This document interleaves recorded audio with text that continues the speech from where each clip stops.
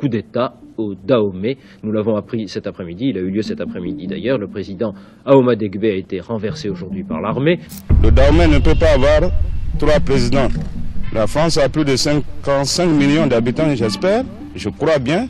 Mais elle n'a qu'un président. En Afrique, la situation est confuse. Au Bénin, ex-État du Dahomey, c'est ce matin très tôt qu'un DC-8 a débarqué des mercenaires sur l'aéroport de Cotonou. Le 16 janvier 1977, aux environs de 7 heures, un avion DC-7 atterrit sur l'aéroport de Cotonou sans aucune autorisation. À bord de l'avion, une centaine de mercenaires armés jusqu'aux dents, dont des Européens et des Africains. La mission est un peu plus claire, renverser, voire éliminer physiquement le président du Bénin de l'époque, M. Mathieu Kérékou.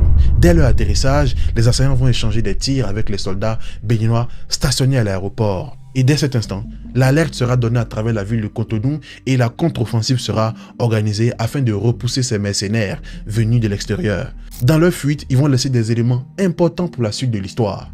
Mais à la tête de ce bataillon de mercenaires, il y avait un homme, M. Bob Denard, le même Bob Denard dont le nom est cité dans de nombreuses opérations sordides sur le continent. Pourquoi cette opération qui a été appelée l'opération Crevette a été organisée?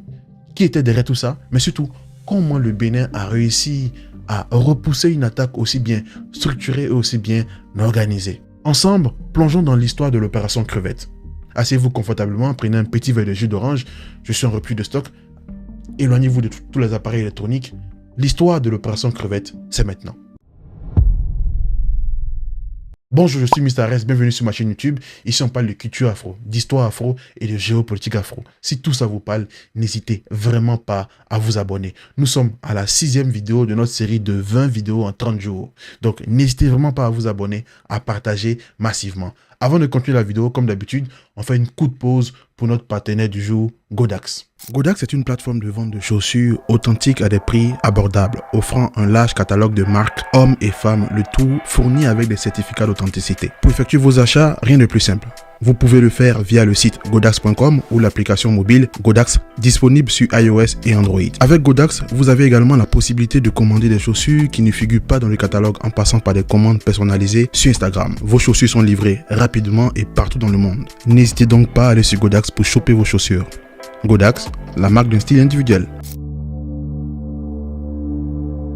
Nous sommes le 10 décembre 1969. À cette date, le pays est plongé dans son 4e coup d'État en seulement 9 ans. Il faut dire que depuis l'indépendance, le Bénin, à l'époque appelé la République Dahomey, est plongé dans une instabilité sociopolitique chronique, avec des clivages régionaux, avec des dissensions ethniques, mais surtout, tout ça est exacerbé par le fait que la scène politique est dominée par 3 personnages, Justin Ahoma Degbe, Sourou Migan Apiti et Ubem Maga. Ces 3 personnages représentent, cristallisent, polarisent toutes les tensions, toutes les rivalités qui peuvent exister au sein du pays. Pendant ce temps, la situation socio-économique est en train de s'aggraver. Dans ce contexte donc, ce coup d'État vient, si vous voulez, sanctionner toute une situation qui était déjà au bord de l'implosion. En fait, à la suite de ce coup d'État, il est décidé que le pays sera dirigé par un triumvirat constitué de ces 3 personnes qui ont déjà, pour la plupart, en tout cas, à l'exception de Justin Ahoma Degbe, les 2 autres ont déjà été présidents à la tête du pays et ça n'a clairement pas été concluant. Mais les putschistes ont décidé de mettre ces 3-là à la tête du pays avec un concept très spécial. Chacun devra occuper le poste de président pendant 2 ans. Ubem Maga occupe le poste de président pendant 2 ans, là, le premier, suivi de Justin Ahoma Degbe qui lui n'a jamais été président. Donc il devient président en 1972 et qu'est-ce qui se passe? À peine quelques mois après le fait qu'il ait été intronisé comme président, le 26 octobre 1972, il est renversé par un 5e coup d'État. Un coup d'État au Dahomey. Nous l'avons appris cet après-midi, il a eu lieu cet après-midi d'ailleurs. Le président Ahoma Degbe a été renversé aujourd'hui par l'armée. Et ce coup d'État est fomenté par des militaires qui sont fatigués du fait que la scène politique ne change pas, du fait que l'instabilité chronique ne change pas, du fait qu'on continue à recycler les mêmes personnages qui n'ont pas forcément été concluants pour la situation sociopolitique du pays. Et les cerveaux de ce coup d'État sont M. Janvier Assogba, M. Michel Aïkbe, M. Alphonse Allé, mais aussi M. Mathieu Kérékou. Après ce coup d'État, il est décidé que M. Mathieu Kérékou sera le président. Dès l'arrivée de ce dernier à la tête du pays, il va insuffler une nouvelle énergie au Bénin. Le Dahomey ne peut pas avoir 3 présidents. La France a plus de 55 millions d'habitants, j'espère, je crois bien. Mais elle n'a qu'un président. Parce que avant lui, il y a eu des choses qui sont faites Et après lui, les choses vont totalement changer. Concrètement, il y aura un changement au sein de la gestion interne du pays. Je ne suis pas en train de dire que c'était bien ou c'était mal, je dis juste qu'il y a une nouvelle dynamique. Mais l'un des points les plus importants, c'est la gestion externe, la politique extérieure du pays, son rapport avec les autres pays. Depuis l'indépendance, le Bénin, en tout cas, la République du Dahomey a toujours été dans le giron de la France, a fait partie du précaré français. Donc, a toujours été un pays qui était, on va dire, un déploiement, un démembrement de la France. Les présidents qui sont succédés à la tête du pays avaient leurs entrées à l'Élysée, ils étaient copains avec Jacques Faucon et le général de Gaulle. Mais Mathieu Kérékou, à son arrivée, va totalement changer ça. Parce que en 1974, il décide donc d'opter pour du marxisme et du communisme. Donc, il va basculer vers le bloc de l'Est. Je rappelle quand même qu'on est en plein dans la période de guerre froide et ce move sera moyennement apprécié. Second point, c'est qu'en 1975, il décide de renommer le pays qui va s'appeler désormais le Bénin. Tout ça pour vous dire que le pays est rentré dans une nouvelle dynamique, dans un nouvel état d'esprit. Mieux, c'est que pour la France, les cartes sont totalement rebattues. La France qui s'était habituée à avoir des présidents complaisants à la tête du pays, des présidents à leur botte à la tête du pays, se retrouve face à un jeune militaire qui est en train de pencher vers le bloc de l'Est. C'est dans ce contexte donc que le 16 janvier 1977 survient l'opération Crevette, une opération qui avait pour but de renverser, voire assassiner le président Mathieu Kérékou. En fait, ce qu'il faut comprendre, c'est que lorsque cette opération débute en janvier 1977, le 16 janvier, on est un dimanche. On est aux environs de 7 heures. Cotonou dort littéralement, en tout cas pour une bonne partie. Ce qui se passe, c'est que dès qu'ils atterrissent, ces mercenaires-là, ils vont très vite prendre le contrôle de l'aéroport. Parce qu'ils sont nombreux. Et le plan est bien structuré. C'est un plan qui est fait en plusieurs étapes. La première étape est d'abord de prendre le contrôle de l'aéroport, ce qui a été fait. Et la seconde étape est de s'attaquer aux endroits stratégiques de Cotonou et, in fine, mettre la main sur le président Mathieu Kérékou. Donc, le bataillon de mercenaires va se disloquer en 3 colonnes. Les 2 premières colonnes vont se diriger vers la radio et le palais présidentiel pour installer le nouveau président qui est arrivé avec eux dans l'avion. Et la dernière colonne va se diriger vers le camp militaire de Guézo où sont stationnées toutes les armes lourdes, toutes les munitions importantes de l'armée. Et donc, dès cet instant, les gendarmes stationnés à l'aéroport vont sonner l'alarme. Le président Mathieu Kérékou va se lever, va aller à la radio, va lancer un message pour sonner la révolte, pour inciter tous les ressortissants à se lever comme un seul homme pour s'opposer à cette attaque. À la solde de l'impérialisme international aux abois, a déclenché depuis ce matin à l'aube une agression armée contre le peuple béninois héroïque et sa révolution démocratique et populaire en attaquant la ville de Cotonou. À l'heure où nous vous parlons, nos unités de combat sont à pied d'œuvre et défendent avec un acharnement révolutionnaire les points stratégiques de notre ville agressée. Nul doute que nous vaincrons, car notre cause est juste. Mort aux mercenaires, mort aux traîtres, prêts pour la révolution, la lutte continue. Et je peux vous dire que pour une ville qui était limite en train de dormir à 7 heures, ça va les réveiller. Parce que les soldats vont se lever, vont se structurer, vont prendre les armes pour résister à cette attaque. Et sur tous les points qui ont été attaqués par les mercenaires, les soldats vont leur opposer une puissance de feu qui ne dit pas son nom. Autre point important, c'est que à cette même période, il y a des visiteurs assez spéciaux qui sont sur le sol béninois. Je rappelle quand même que, comme je vous l'ai dit, le Bénin a basculé vers le bloc de l'Est. Et dans le cadre de coopération militaire entre les pays du bloc de l'Est, le Bénin avait une coopération militaire avec la Corée du Nord. Il y avait donc des soldats nord-coréens sur le territoire béninois. Ces derniers vont se joindre à la bataille. Donc on aura donc des gendarmes, on aura des soldats, on aura des membres de la garde présidentielle, on aura des Nord-Coréens, on aura des Béninois qui ont envie de résister. Ils vont résister à l'attaque de ces mercenaires. Ces mercenaires vont faire des morts parmi les civils, vont blesser des ressortissants étrangers et il y aura bien évidemment les soldats béninois qui vont perdre la vie dans cette attaque. Mais au bout de 3 heures de combat, ils seront repoussés. Mais cette opération était une opération très malsaine. Elle cachait des dessous très très sombres.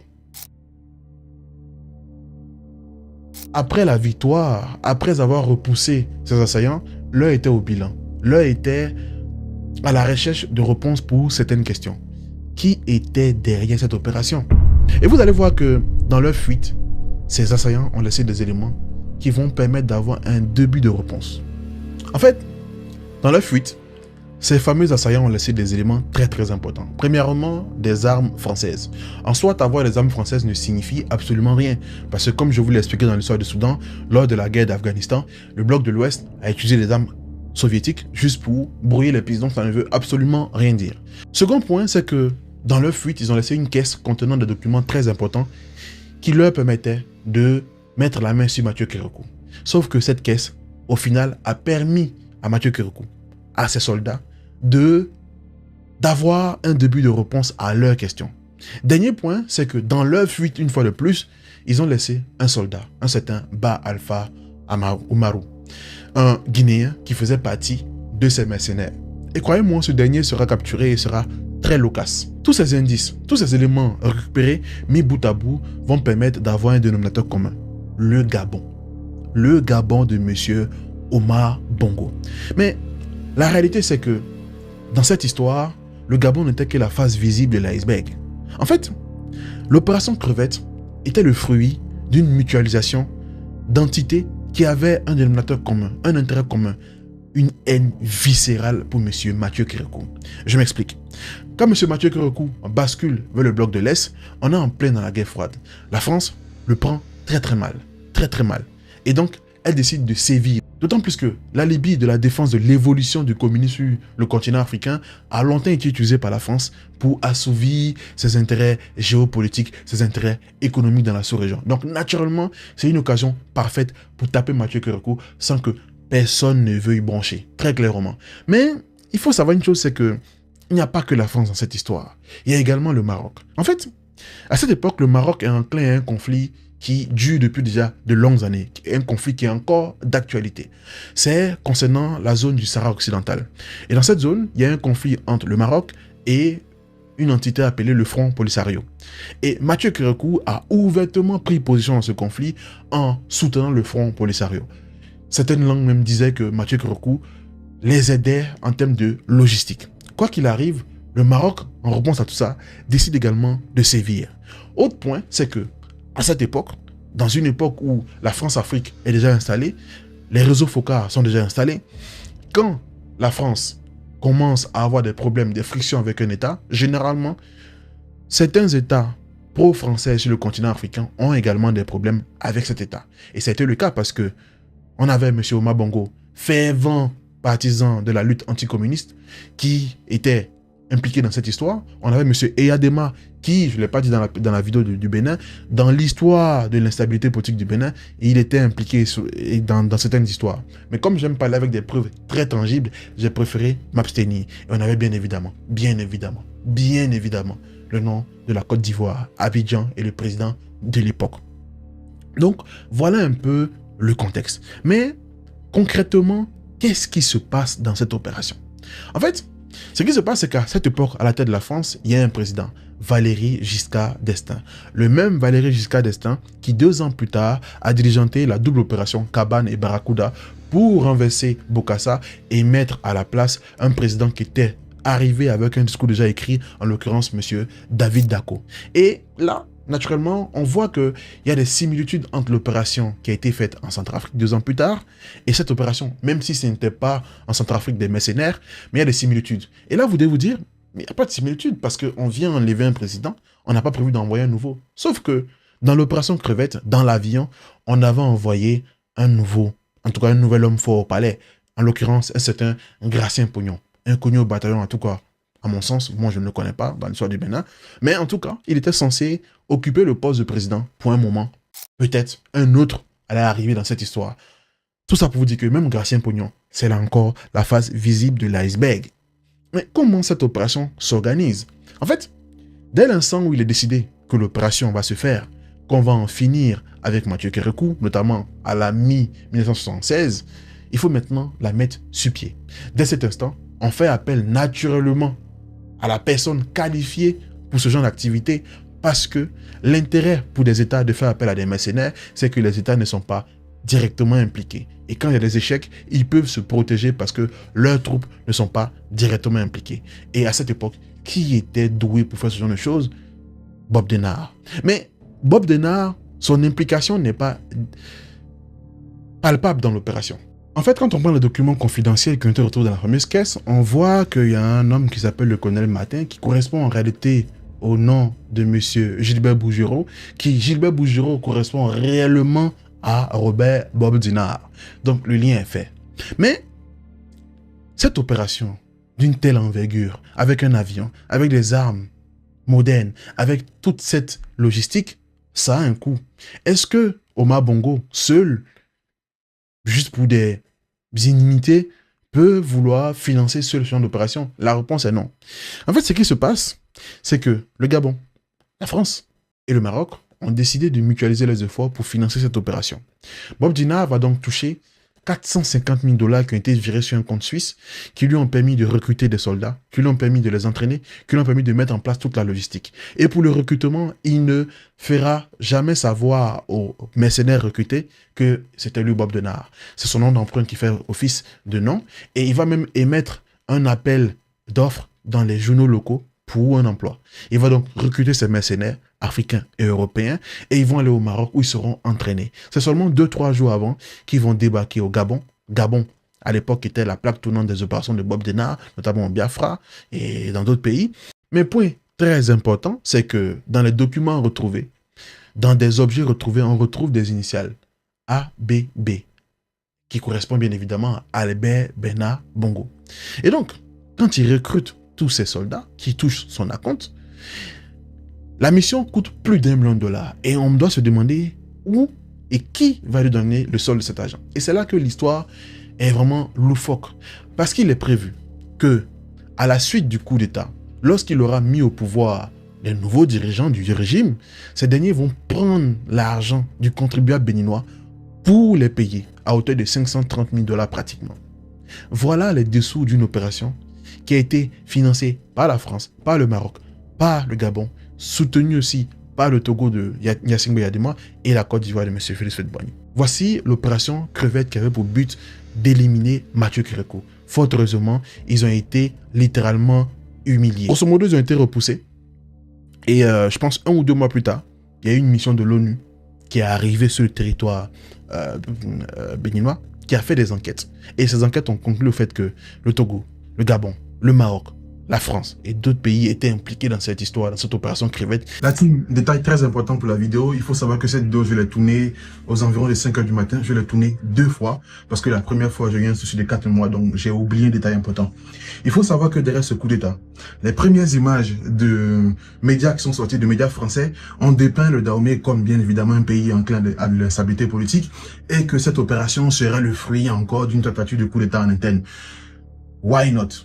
La vérité, c'est que certes, M. Gracien Pognon a été le nom qui a été cité, en tout cas, le nom dahoméen béninois, mais il y avait un autre nom, M. Derlin Émile Zinsou. Il se pourrait, je dis bien, je parle au conditionnel, il se pourrait qu'il soit impliqué dans cette histoire, que ce soit lui-même qui soit le visage de la partie béninoise de cette opération. Quoi qu'il en soit, il a été jugé et condamné à perpétuité ou à peine de mort par contumace, mais n'a pas été appréhendé. Et, détail très très important, c'est que cet aspect-là a été mis en avant aussi parce qu'il fallait montrer que c'était encore des dissensions entre Béninois et il y aurait derrière cette histoire un mouvement appelé le Front de libération et de réhabilitation du Dahomey qui serait également impliqué. Mais ne nous détrompons pas. L'opération Crevette, c'est le fruit d'une machination france-africaine pour enlever un président qui ne rentre pas dans le logiciel france-africain. Ça, c'est le plus important de l'histoire. Mais il fallait absolument que je donne ce petit détail. Et autre détail, il faut préciser qu'à cette époque, les opérations ont été, on va dire, chapeautées au niveau de la France par, bien évidemment, les services secrets français et la cellule africaine de l'Élysée. À cette époque, Jacques Foccart n'était plus en poste. Parce que quand Valéry Giscard d'Estaing arrive, il évince Jacques Foccart. C'est son poulain qui va s'occuper de cette opération, en l'occurrence, René Jougnac. René Jougnac, qui lui-même est décédé dans des conditions très très flou au large du Cameroun ou du Gabon. Mais ça, on en parlera si ça vous intéresse. Dites-le moi en commentaire. Donc, c'était ma petite précision pour la vidéo. Et puis au passage, bonne fête à tout le monde. On est le 31. Je vous souhaite de rentrer dans la nouvelle année dans une bonne humeur. Je vous souhaite tout ce qui est bon. Cette année, j'ai beaucoup bossé sur la chaîne, mais je vous cache pas que à la deuxième moitié de l'année, j'ai été pris par le boulot, pris par beaucoup de choses, pris par les travaux, pris par des trucs personnels qui ont fait que j'ai pas trop travaillé sur la chaîne. J'ai pas atteint mon objectif d'atteindre 100 000 abonnés. Mais on est ensemble, on travaille. Petit verre de jus d'orange, je ne bois pas, mais bon, j'adore les verres de whisky, donc j'ai mis un petit verre de jus d'orange dedans, un reste de jus d'orange. Cheese pour tout le monde. Vraiment, merci pour toute la force que vous apportez. Désolé pour la dégaine. J'ai travaillé toute la nuit. J'ai travaillé encore sur 2 vidéos. Là, je suis un peu en saracoulé. Et puis, voilà, je vous publie la vidéo dans même pas 1 heure. Ciao, ciao. Bisous. Cette opération crevette est très importante parce qu'elle permet de comprendre les dessous malsains, sordides de la France-Afrique, mais elle permet aussi de comprendre que les présidents qui ont osé tenir tête à la France à cette époque n'ont pas fait le long feu. Je ne dis pas que tenir tête à la France, c'est d'office bien. Hein. Je dis juste que, à cette époque, ceux qui le faisaient laissaient leur vie. Et les chiffres sont là. L'idée ici n'est pas de s'attaquer à la France. Hein. L'idée, c'est surtout de s'attaquer aux dirigeants et à leurs pratiques néocoloniales à cette époque. Mais l'opération Crevette a surtout révélé que les Béninois peuvent avoir des problèmes en interne. Les Béninois peuvent se crêper le chignon. Les Béninois peuvent avoir des dissensions politiques en interne. Mais attaquer la nation, c'est là que se révèle en eux un instinct de souveraineté, un instinct de solidarité qui, en 3 heures, a permis d'éjecter ces petits bandits qui sont arrivés de je ne sais pas où. J'espère que vous avez aimé cette vidéo. C'est très important pour moi de faire une vidéo sur l'opération Crevette. Elle n'est pas forcément très détaillée. Je n'ai pas voulu non plus la faire dans la vidéo de l'histoire du Bénin que j'ai fini il y a quelques temps là, parce que j'estime que c'est une opération qui mérite d'être bien développée. Je pense que là, j'ai quand même bien développé. Même si ce n'est pas tout le détail. Donc, j'espère que vous avez aimé. N'hésitez vraiment pas à vous abonner parce que ça fait un bon bout de temps que je ne publiais plus. Je sais que mes abonnés n'ont pas forcément les notifications de mes vidéos. YouTube ne me propose plus peut-être parce que ça faisait très longtemps que je ne publiais pas. Mais là, je suis de retour. On est à notre 6e épisode de notre série de 20 vidéos en 30 jours. Quand on finit cette vidéo aujourd'hui, on se repose un jour pour que je puisse répondre aux commentaires, pour que je puisse voir un peu ce que vous dites, vos retours. Et après ça, on recommence le jeudi avec 3 vidéos sur 3 coups d'État, dont un qui est pour moi l'un des coups d'État les plus sanglants de l'histoire de l'Afrique subsaharienne.